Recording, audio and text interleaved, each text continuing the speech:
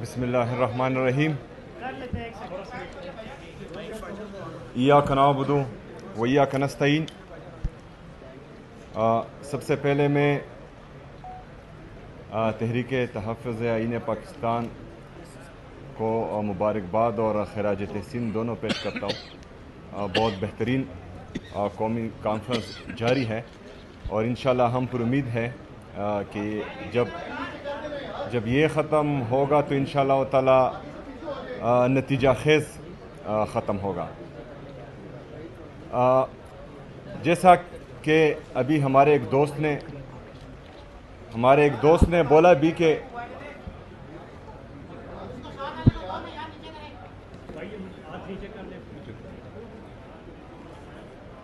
پیچھے کیمرے تھوڑا سا نیچے ٹھیک ہے،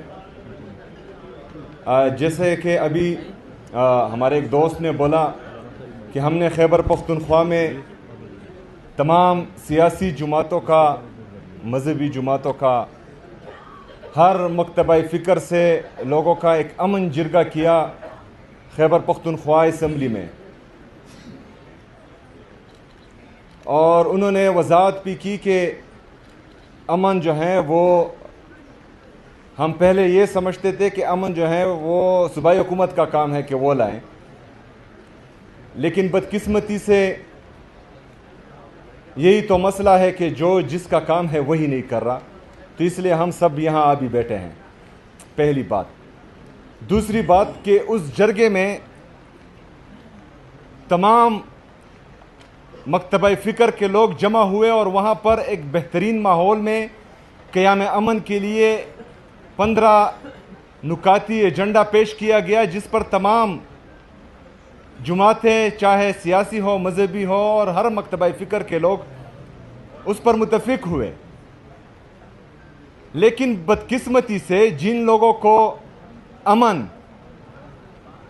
گھاٹے کا سودا ہوتا ہے اور جن کا جنگ میں ہی خیر ہوتا ہے، انہوں نے یہ سارا پروسیس سبوتاج کرنے کے لیے جرگے میں ہمارے آئے ہوئے مہمان جن کا تعلق پی ٹی ایم سے تھا، ان کو اسمبلی سے باہر اٹھا لیا۔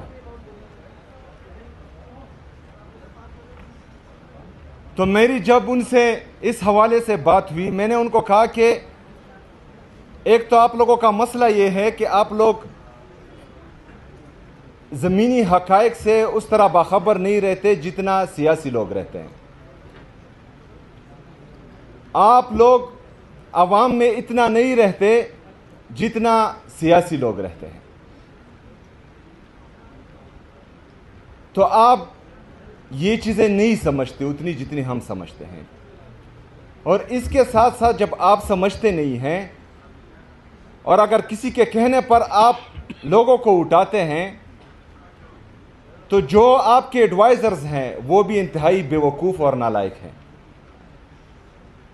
کیونکہ یہ جو قدم آپ لوگوں نے اٹھایا ہے اس سے آپ کی ساکھ اٹھے گی نہیں، اس سے لوگوں کے دلوں میں آپ کی نفرت کم نہیں ہوگی لیکن مزید بڑھے گی۔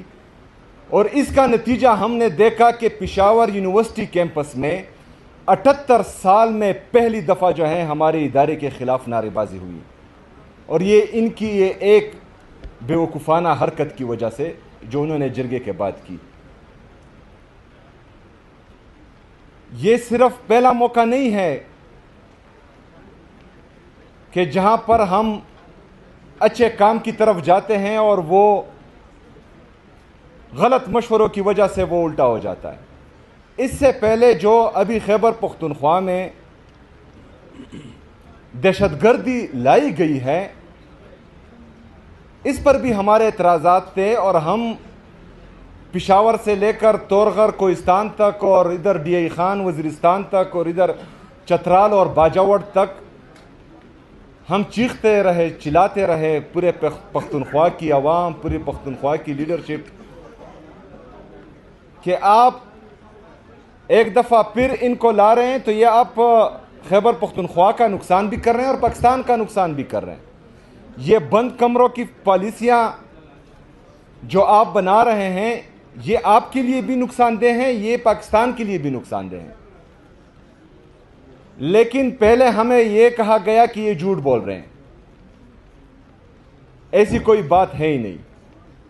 ابھی جو ہے یہ آپریشنز کی تیاریاں کر رہے ہیں. تو یا یہ اس وقت جھوٹے تھے یا آج جھوٹے ہیں.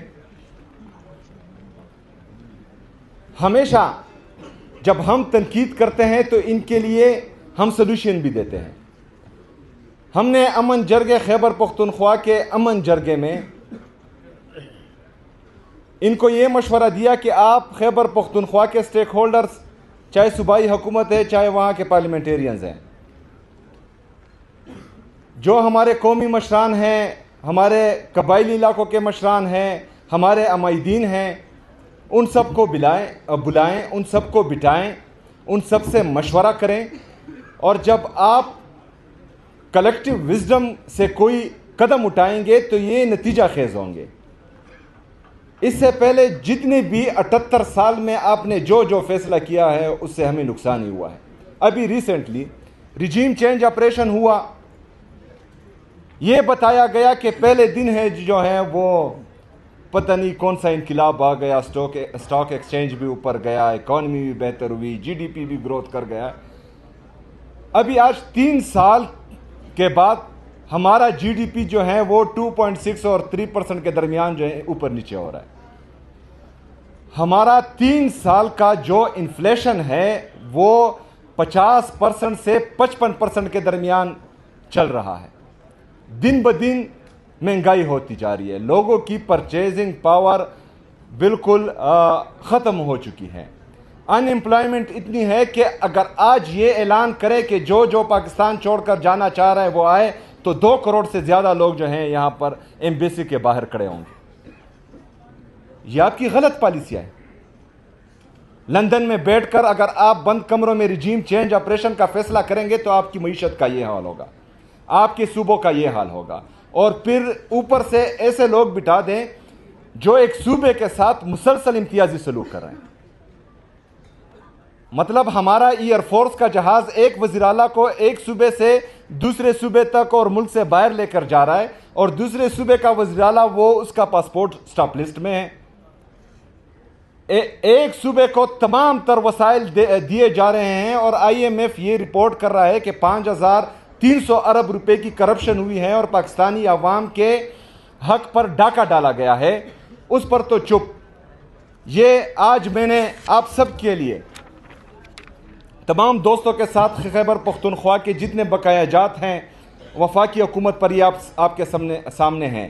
یہ 4758 ارب روپے یہ میں نے تمام دوستوں کے لیے آج ثبوت لائے ہیں. یہ ہمارا وفاق پر واجب الادا ہے. 5300 ارب کرپشن جو رپورٹڈ ہے آئی ایم ایف کی رپورٹ میں وہ کر رہے ہیں، لیکن ہمیں جو ہے ہمارا حق نہیں دیا جا رہا. ایک تو حق نہیں دیا جا رہا، دوسرا خیبر پختونخوا کا وزیر اعلیٰ صرف اپنے لیڈر سے ملنا چاہتا ہے، وہ 10 دفعہ اڈیالہ جیل جاتا ہے، اس کو ملنے نہیں دیا جاتا اور باہر جو ہے سڑک پر پوری رات گزارتا ہے. یہ کہاں کی جمہوریت ہے؟ یہ کہاں کی انسانیت ہے؟ یہ کہاں کی سیاست ہے؟ اس کے ساتھ ساتھ خود ہی پریس کانفرنس کرنے بھی آ جاتے ہیں کہ ہمارا لیڈر، ہمارا قائد جناب عمران خان صاحب کہتے ہیں یہ نیشنل سیکیورٹی رسک ہے. او بے وقوفوں، یہ نیشنل سیکیورٹی رسک نہیں ہے، یہ آپ کی نیشنل سیکیورٹی کی ضمانت ہے عمران خان صاحب. یہ آپ کی نیشنل انٹیگریٹی کی ضمانت ہے، یہ آپ کی پولیٹیکل اور اکنامک سٹیبلٹی کی ضمانت ہے. آپ کیوں نہیں سمجھ رہے کہ پاکستانی قوم اگر آپ سے نالاں ہے اور آپ سے نفرت کرتی ہے تو صرف ایک ریجیم چینج آپریشن کے بعد اپنا گراف دیکھیں، اس لیڈر کے لیے لوگوں کی محبت دیکھیں دل میں. 8 فروری کا رزلٹ جو آپ لوگوں نے چینج کیا ہے اور کسی اور کے کھاتے میں ڈال دیا ہے، پتہ تو ہے نا، معلوم تو ہے کہ آپ لوگوں نے کیا کیا ہے. ذرا وہ رزلٹ دیکھیں کہ لوگوں کی پلس کیا کہتی ہے، لوگ چاہتے کیا ہیں. اس طرح کے فیصلوں سے پاکستان اگر پہلے آپ لوگ کرتے تھے تو وہ سوشل میڈیا کا دور نہیں تھا، آج سوشل میڈیا کا دور ہے۔ ہمارے کاشف عباسی صاحب نے باتیں کی صحافیوں پر پابندیوں کے اور ہمارے میڈیا چینلز پر پابندیوں کی۔ آج کل تو سوشل میڈیا کا دور ہے، کیا کیا چھپاؤ گے؟ اور پاکستان کی سب سے بڑی اسٹیبلشمنٹ آج کل پاکستان کا سوشل میڈیا ہے، جو پوری دنیا کو حقیقت دکھا رہا ہے، آپ لوگوں کا اصل چہرہ دکھا رہا ہے۔ جو جن کا کام ہے وہ ان کو بتا رہا ہے کہ آئین آپ کو یہ اجازت نہیں دیتا کہ آپ سیاست میں مداخلت کریں، آئین آپ کو یہ اجازت نہیں دیتا کہ آپ عوام کے مینڈیٹ پر ڈاکہ ڈالیں، آئین آپ کو یہ اجازت نہیں دیتا کہ آپ ایک چٹ کے ذریعے ججز پر فیصلہ کروائیں۔ اچھا، عدالتیں، ہمارے ججز اتنے بے بس کہ وہ خود ہی لیٹر کر رہے ہیں کہ ہمارے فیصلوں میں مداخلت ہو رہی ہے، لیکن شرم اور حیا کسی میں ہے ہی نہیں۔ جو لوگ مینڈیٹ چوری کے ذریعے حکومت کا حصہ ہیں، وہ ساری رات ٹی وی پر بیٹھ کر بے شرموں کی طرح باتیں کرتے ہیں۔ مطلب مجھے تو سمجھ نہیں آتی کہ یہ شرم، حیا، عزت، غیرت انہوں نے الماری میں بند کر رکھی ہے کہ پتہ نہیں کہاں پر رکھی ہے، اور تالے بھی لگائے ہوئے ہیں کہ جس طرح کا وہ جھوٹ بولتے ہیں لوگ جو ہیں دیکھ نہیں سکتے اب ان کے چہرے۔ لیکن اس طرح یہ ملک چلے گا نہیں۔ ٹھیک ہے، آپ اپنی انا بغض میں ایک آدمی کو تو وہ جیل میں بٹھایا ہوا ہے ناحق، اس کی اہلیہ بشرا بی بی کو بٹھایا ہوا ہے ناحق جیل میں، ان کی بہنوں پر آپ تشدد تو کر رہے ہیں، ان کے کارکنوں پر آپ جو ہیں وہ لاٹھی چارج کر رہے ہیں، گولیاں چلا رہے ہیں، چادر چار دیواری کی پامالی مسلسل کر رہے ہیں، لیکن اس سے آپ لوگوں کے دل جو ہیں وہ اپنی طرف موڑ نہیں پائیں گے۔ یہ آپ پاکستان کو مزید خراب کریں گے، اس سے جو ہیں ادارے مزید کمزور ہوں گے، اس سے لوگوں کے دلوں میں اداروں کے لیے نفرت مزید بڑھے گی، اور اس سے جو آپ پاکستان کی معیشت کا بیڑا غرق کر رہے ہیں، جس پر میں نے کل بھی بات کی کہ ہم 80,000 ارب روپے کے مقروض ہو چکے ہیں آج، جس میں 36,000 ارب روپے ہمارا بیرونی قرضہ ہے جو ہمارے ڈالر کے ریٹ کے ساتھ منسلک ہے۔ ہمارا ڈالر کا ریٹ فارن ریزرو کے ساتھ منسلک ہے۔ ہمارے فارن ریزرو اگر آج 20 بلین ڈالر ہیں تو اس میں آپ کا 70% حصہ یا I M F, world bank, Asian development bank کے لون کا ہے، یا دوست ممالک نے آپ کو جو ہے خیرات دی ہوئی ہے وہ پڑا ہے۔ 3 سے 4 ارب روپے جو ہیں وہ آپ کے فورن ریمیٹنسز ہیں، ایکسپورٹ تو ہے ہی نہیں، کیونکہ آپ کا ٹریڈ ڈیفیسٹ جو ہے وہ 15 ارب ڈالر تک پہنچ چکا ہے۔ تو اگر آپ سے یہ پیسہ دوست ممالک نے اور آئی ایم ایف نے واپس مانگا تو آپ کے ڈالر کا ریٹ 282 روپے پر جو انہوں نے آرٹیفیشلی لاک کیا ہوا ہے، یہ 400 سے تجاوز کر جائے گا، 400 روپے سے بڑھ جائے گا، تو یہ 36,000 ارب روپے یہ آٹومیٹکلی آپ کے 50,000 ارب سے بڑھ جائیں گے، اور آپ کا ٹوٹل جی ڈی پی 1,12,000 ارب روپے ہے۔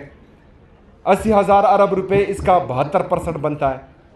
جب یہ آپ کا بیرونی قرضہ 50,000 ارب روپے سے بڑھے گا تو آپ کا ملک دیوالیہ ہو جائے گا، پھر آپ کہاں جائیں گے؟ آپ کا ڈیفینس کا بجٹ کہاں جائے گا؟ آپ کو جو ہے یہ 5,300 ارب روپے کا آئی ایم ایف کا رپورٹڈ جو آپ کرپشن کر رہے ہیں، آپ کے پیٹ کہاں سے بھریں گے؟ ملک تو دیوالیہ کر چکا ہوگا۔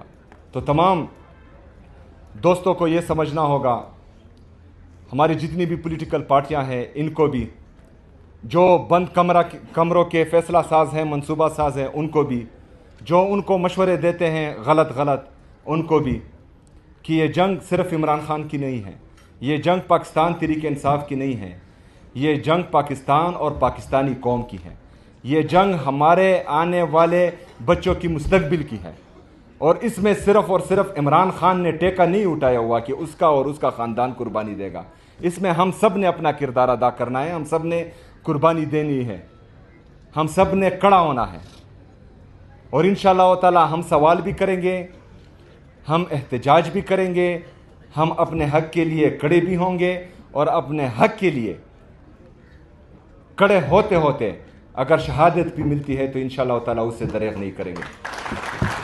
میں تحریک آئین تحفظ پاکستان